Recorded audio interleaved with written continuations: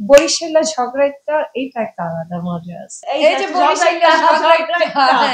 আমার গুরু একজনই মীর সাব্বির আমাকে একদম ধইরা বাইধা নোয়াখালী বরিশাল শিখাইছে আসছে এবং তখন মানি হইতেছে যাইয়া বরিশালের একটা ঝগড়ার ভান্ড খুলবে আর ঝগড়া বাইরেবে।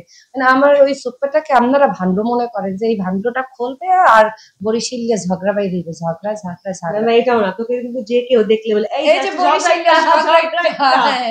এটা বলার পরের সেকেন্ড কথা হচ্ছে যে আল্লাহ আপনি এইরকম চুপচাপ, আপনাকে দেখলে তো বোঝা যায় না এত ঝগড়া করে। আপনাকে ভাবছিলাম আমরা আপনার অনেক ঝগড়াইটা, হ্যাঁ আমাকে দেখলে সবাই ঝগড়াইটা।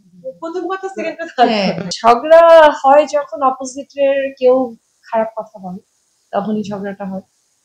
আমি একটা সিরিয়াল করতেছি যেখানে আমি ভিলেনও করতেছি, সেটা দেখে অনেকে বলে যে কেন এই ভিলেন করতেছে। আবার অনেক নাটক এমনও করি যেমন পাগলি দেখে অনেকে আমার মতে কাঁদবেও, যে বলবে যে এটা একটা আলাদা গল্প। সো মজাই লাগে আসলে, ডিফারেন্ট ডিফারেন্ট মানুষ, ডিফারেন্ট ডিফারেন্ট। বাট বরিশালের ঝগড়াটা এইটা একটা আলাদা মজা আছে। বরিশাল বরিশাল কোনো কিছু ছাড়া বরিশাল, এক কথায় বরিশাল। মীর সাব্বির আমার গুরু একজনই মীর সাব্বির আমাকে একদম ধইরা বাইধা নোয়াখালী বরিশাল শিখাইছে আসছে এবং এখন আমি এত ফ্লুয়েন্টলি বরিশাল বলি যে আমি নিজেও অবাক হয়ে যাই যে ওয়াও। So বরিশালরা best.